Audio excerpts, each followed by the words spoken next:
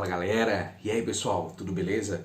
Nesse vídeo nós vamos ver um pouco da Era Cromwell, o período que compreende o governo de Oliver Cromwell e de seu filho Ricardo Cromwell, que foi o finalzinho da Revolução Puritana até o início da Revolução Gloriosa. O deputado, líder puritano Oliver Cromwell remodelou o exército e à frente dele venceu várias batalhas. Os soldados passaram a ser promovidos, por exemplo, com base na sua competência e não mais por terem nascido em família nobre, em famílias de prestígio. Assim fazia o exército da monarquia. Promovia os seus soldados por terem nascido em famílias de prestígio, em famílias de nome.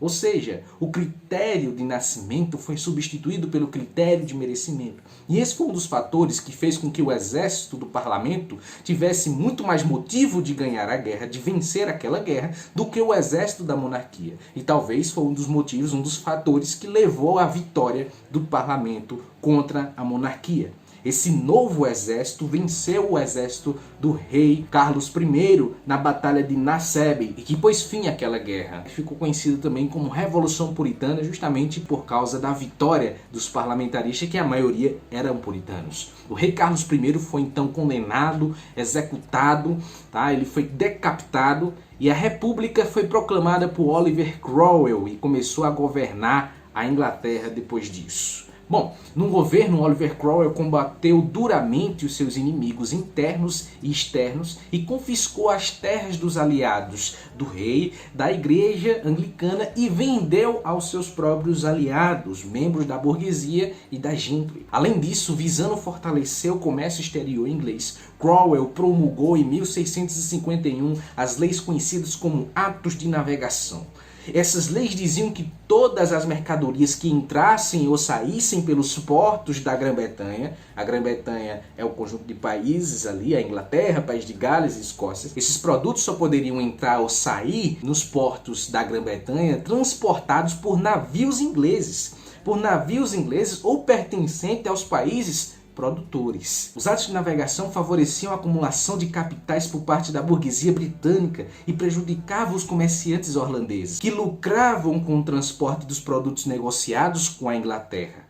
Esse conflito de interesses provocou uma guerra entre a Holanda e a Inglaterra entre 1651 e 1654. Foram 3 anos de guerra, de conflito entre esses dois países. A Holanda, como não era uma potência naval em termos de força armada, a Holanda foi vencida e a Inglaterra passou a liderar o comércio nos mares. Tornou-se a maior potência naval daquele período, sendo conhecida assim a partir de então como a Rainha dos Mares. Cromwell aproveitou dessa guerra para então firmar-se no poder, tornando o seu cargo hereditário, ou seja, passando de pai para filho e vitalício para a vida inteira. Por isso, com sua morte, em 1658, foi sucedido pelo seu filho Ricardo Cromwell. No governo, Ricardo Cromwell enfrentou várias oposições de grupos políticos e religiosos surgidos durante a Revolução Puritana.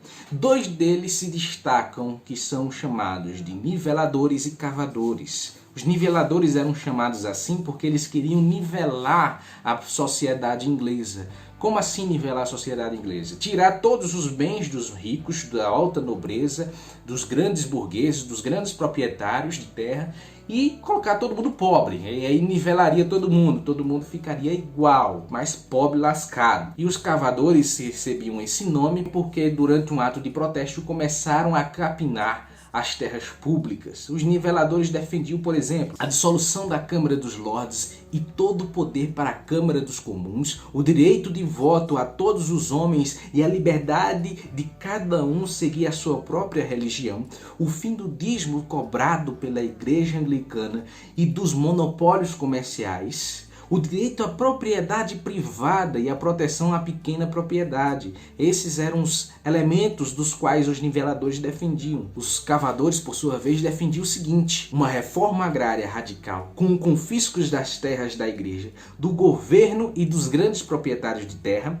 e a entrega das terras confiscadas para os pobres, para que eles cultivassem e ficassem com os frutos do seu próprio trabalho. Os cavadores se espelhavam em Jesus Cristo e eles diziam que sempre esteve ao lado dos mais pobres, o Senhor Jesus Cristo. A força desses movimentos populares amedrontou o parlamento, que decidiu destituir Ricardo Cromwell e restaurar a monarquia. Em 1660, a monarquia foi restaurada e a dinastia Stuart volta ao poder.